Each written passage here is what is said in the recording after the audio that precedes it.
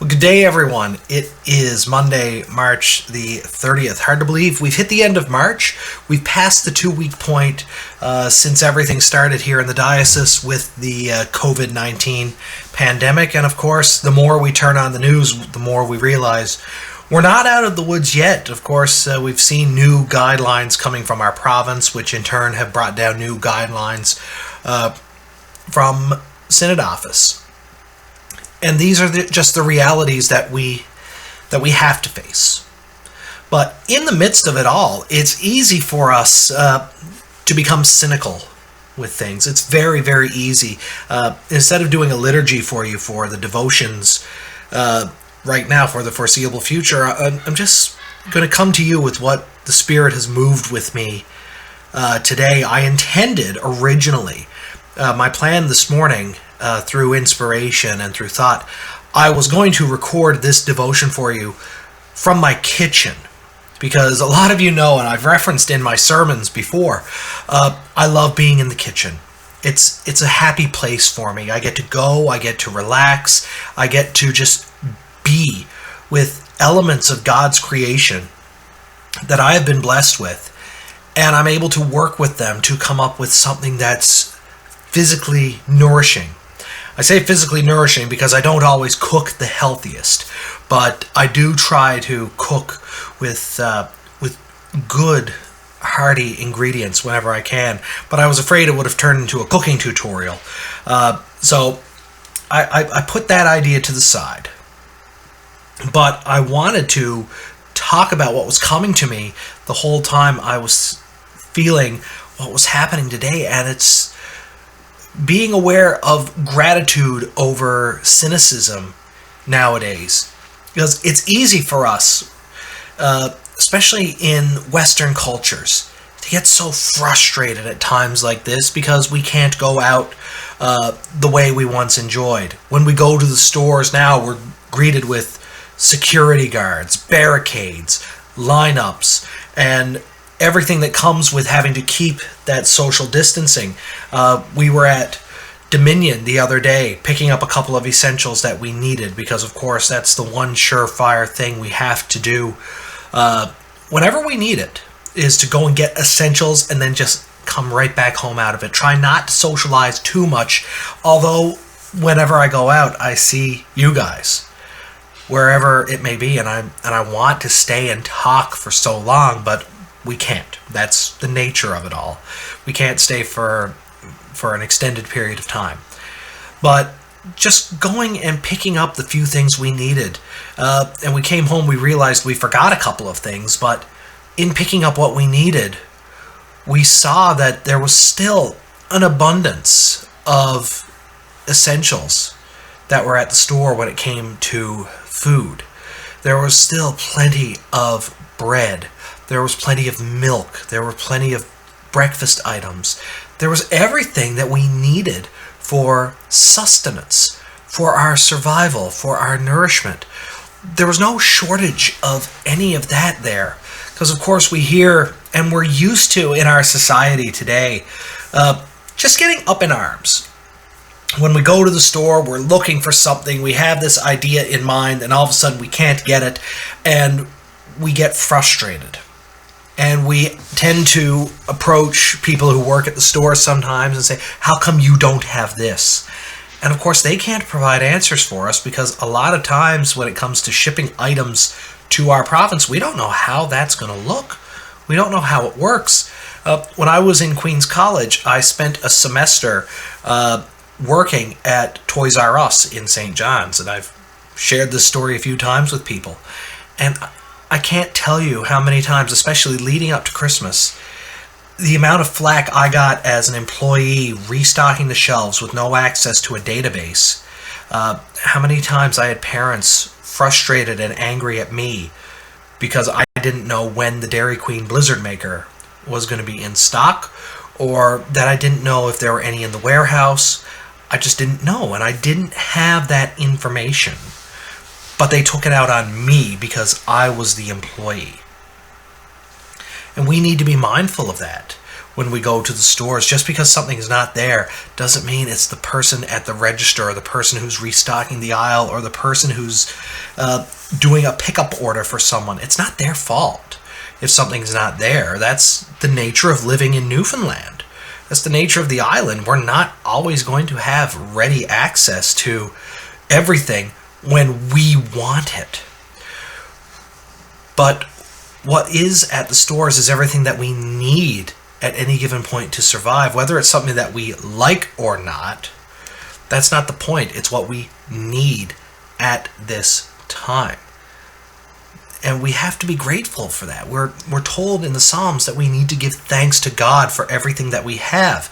And it's so true. We need to recapture the spirit of gratitude that we tend to show only when it's convenient for us, when things fit our design and our desires.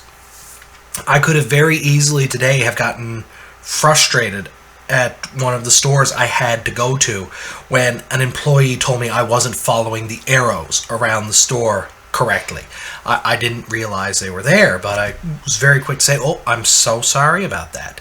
I could have been frustrated when the milk that I had to buy was not in stock, but I was thankful enough that I was able to get a 1-liter carton instead of a 2-liter carton, because it was there and it's what I actually needed. I didn't need any more than that.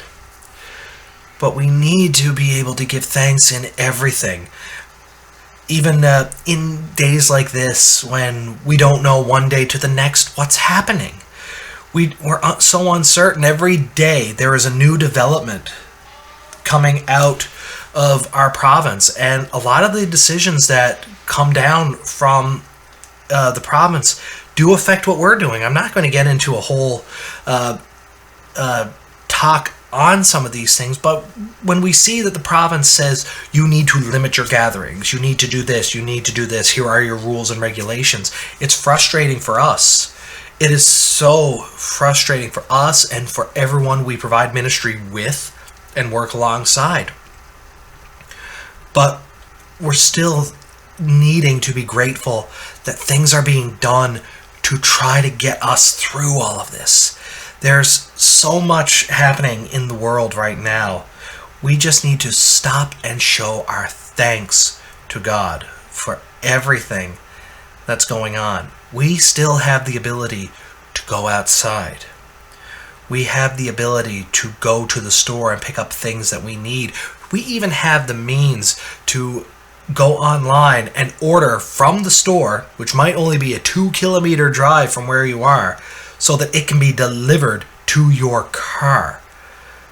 We need to be eternally grateful that people were gifted with the knowledge to put these things into place, and be very careful about taking out our frustrations and our angers on people that are unaffected. Not unaffected, rather, but are not responsible for some of the things that are happening. We need to recapture gratitude.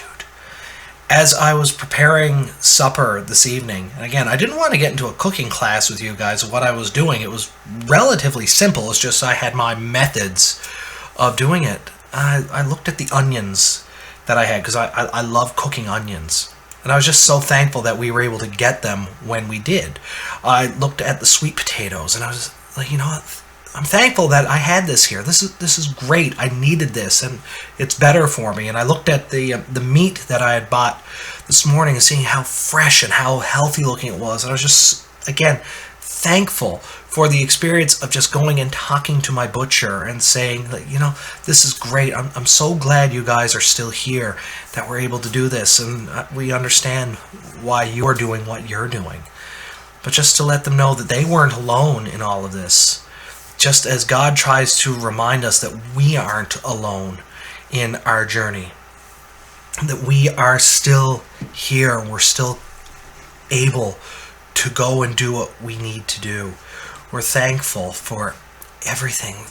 We're thankful for the doctors who are still working so incredibly hard to be able to care for us.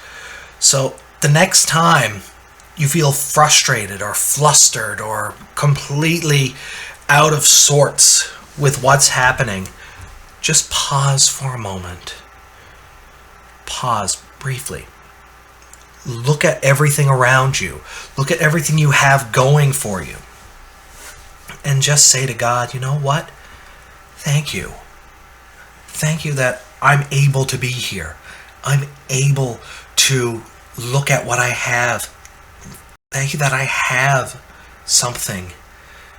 Because we look at other parts of the world where COVID-19 is spreading really, really quickly. And there are a lot of people out there that don't have the resources that we have. They don't have the free access to health care. They don't have access to grocery stores the same. They don't have access to the outdoors. They're completely quarantined. They have to stay home. Entire cities on lockdown. Countries on lockdown. We just need to be thankful that we're being warned to stay in and advised, and that there's legislation out there to protect us all. To protect us. If anyone we know do these things and disobey the rules that are before us, we need to be thankful that we have means of being protected. But first and foremost in that chain of being thankful is God. God is above all. And when we're able to offer God thanks first and foremost above all things, everything else will just fall into place. And everything will be put into a clear perspective and a clear understanding for us. And we won't be nearly as frustrated. When we wake up in the morning, I'm recording this in the evening, but if you're watching this in the morning, as you get up and look out the window, first thing I usually do is I look out the window just to see, of course, speaking from growing up around the bay, see what the forecast is going to be. I look out the window and I guess, and I'm usually wrong, but look out the window and just say thank you for today, God. Let's see what you've got in store for us. Let's see what we are going to do. But give God thanks in all places and be grateful for everything that we have. Because even when it seems like so much is being taken from us, we still have a lot. And we need to, above all, especially in these dark times, be so thankful that we have a God who is looking out for us, that we have the means to worship God wherever we are, that we have people out there who are making sure. They're making sure that we're going to be okay. They're making sure that we're going to survive. I'd like to close this thought with a prayer from Common Prayer for Ordinary Radicals, the prayer for March 30th.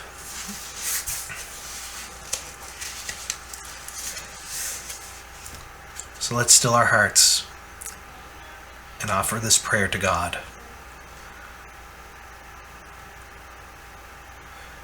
Lord, our efforts at faithfulness are fraught with failure more often than we care to admit. Thank you that your love for us is never wasted. Keep us rooted in your word, eating at your table, and praying by your Spirit, so that we may remember when we fail that we are a part of your family, not because we deserve to be, but because you want us. Amen. May the peace of the Lord Christ go with you wherever he may send you. May he guide you through the wilderness, protect you through the storm. May he bring you home rejoicing at the wonders he has shown you. May he bring you home rejoicing once again into our doors. God bless you, everyone. I am recording another actual service, like a liturgy, later this week with a couple friends of mine. It's going to be 3 of us doing the service this time instead of just 2. So I'm curious to see how that format is going to look on screen, but we'll be sharing it with you when it's ready. The devotional thoughts for this week might be more like this, just what's here in my heart.